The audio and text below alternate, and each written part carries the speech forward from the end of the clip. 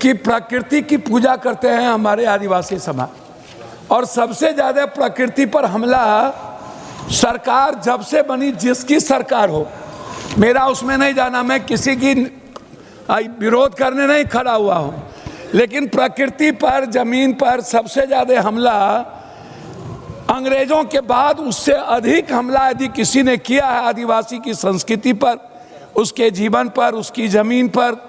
हम काला पानी के जगह से आते हैं जहाँ नक्सल मूवमेंट शुरुआत हुई थी और मेरे यहाँ नक्षत्र मलाकार का जन्म हुआ था।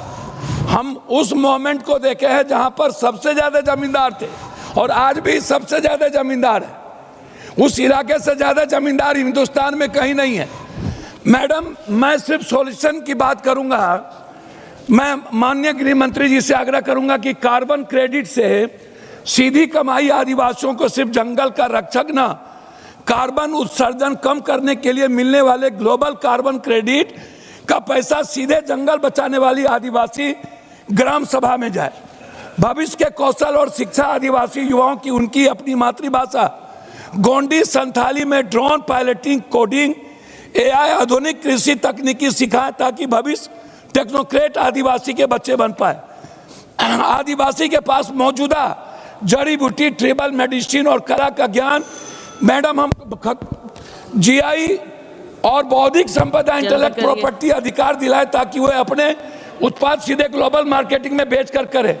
सामुदायिक स्वामित्व वाला इको टूरिज्म, जंगलों, बड़े रिसोर्ट बाहरी उद्योगपति को नहीं है, 100% स्थानीय आदिवासी के स्वामित्व, कोऑपरेटिव वाले होने वाले टूरिज्म का पूरा पैसा उनके गांव के विकास में लगे।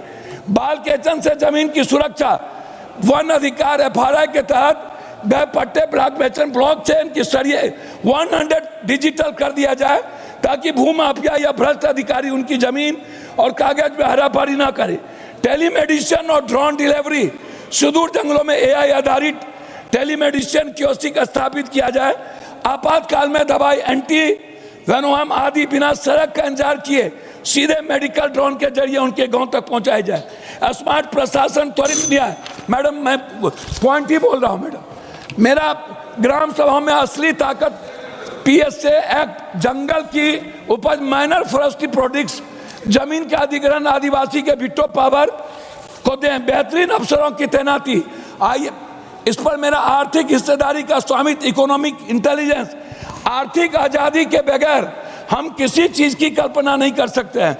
खनिज पर रॉयल्टी डेवलपमेंट, खनन से होने वाले मुनाफे एक तय हिस्सा सीधे स्थानीय आदिवासी के बैंक खाता में डिविडेंड लाभांश के रूप में भेजा जाए और उन्हें विस्थापित नहीं, शेयर होल्डर बनाया जाए, विस्थापित न किया जाए।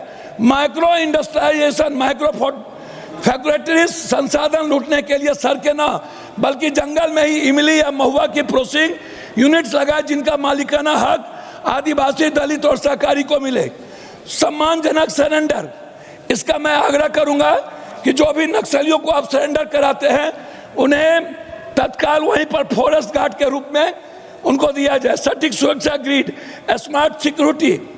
मैं आज रिकॉर्ड पर ये कहना चाहता हूं, बिहार 24 के पहले नक्सल मुक्त हो चुका था। महाराष्ट्र एक तहसील छोड़कर 24 के पहले नक्सल मुक्त हो। ओडिशा 24 के पहले नक्सल मुक्त हो चुका था।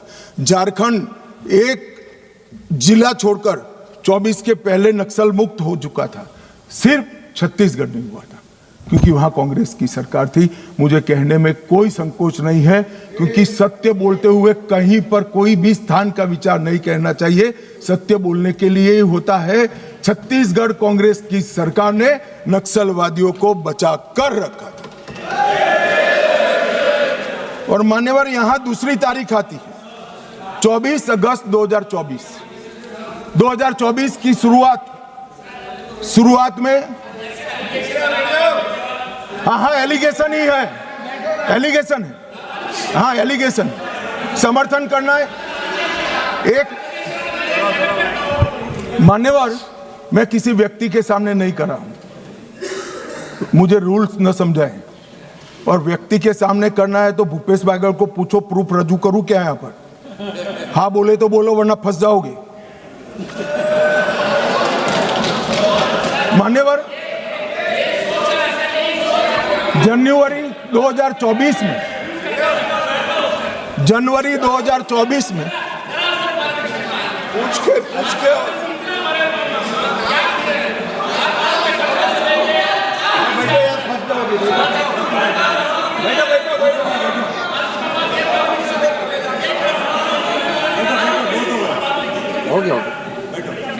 मान्यवर 2024 में छत्तीसगढ़ में सरकार बदली।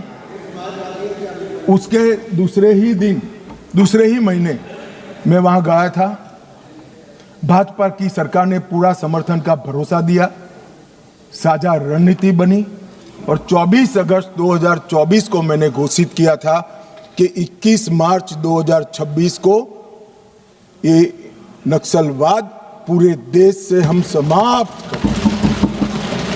और उसके बाद जो हुआ वो मैं बताना चाहता हूं। मान्यवर, सुरक्षा घेरे में हमने बढ़ोतरी करी। मोदी जी के 11 साल में 596 फोर्टिफाइड पुलिस स्टेशन बने। नक्सल प्रभावित जिले जो 14 में 126 थे, आज सिर्फ 2 बचे। मोस्ट इफेक्टेड जिले 2014 में 35 थे, आज 0 है।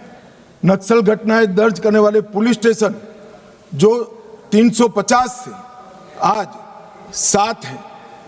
कैंप पिछले 6 साल में 406 नए सीएपीएफ के कैंप बनाए, 68 नाइट लैंडिंग हेलीपैड बनाए, 400 बुलेट प्रूफ ब्लास्ट प्रूफ गाड़ियां हमारे जवानों को दी गई, 5 अस्पताल हमारे जवानों के लिए बनाए गए और कम्युनिकेशन की सारी व्यवस्था चुस्त दुरुस्त कर दी गई।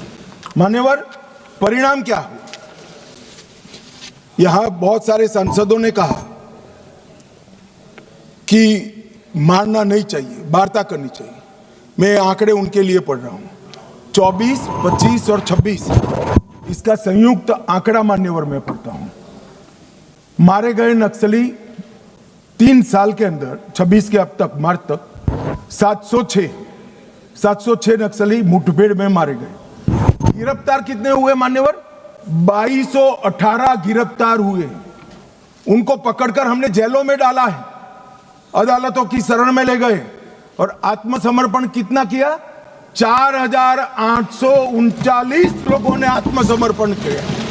और आप हमें संवाद की बात कर रहे हो? 4839 सरेंडर हुए हैं, 2218 जेल में गए हैं और सिर्फ 706 जो सरेंडर होने नहीं देते थे, इनको बैन में रखा था, उनको पुलिस ने मुठभेड़ में मार गिराया है। और मैं कहता हूं शासन का यही अप्रोच होना चाहिए। जो वार्ता करना चाहता है उसके साथ वार्ता करनी चाहिए और जो हमारे जवानों पर, किसानों पर, आदिवासियों पर, बच्चों पर गोली चलाता है उसका जवाब गोली से देना चाहिए। यही शासन का रूल होता है, यही शासन का नियम होता है। मान्यवर, हमने संवाद, सुरक्षा और समन्वय तीनों का उपयोग किया है।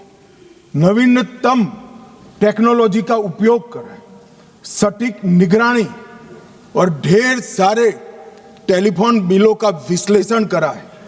Location tracking system, mobile phone की गतिविधियां, scientific call logs, social media analysis, forensic और तकनीकी संस्थानों की सहायता लेकर ये पूरे अभियान का हमारे गृह मंत्रालय ने नेतृत्व किया है। ड्रोन सर्वेलेंस, सैटेलाइट का उपयोग, इमेजिंग टेक्नोलॉजी और आर्टिफिशियल इंटेलिजेंस आधारित डेटा एनालिसिस से ये सफलता मान्यवर प्राप्त हुई है।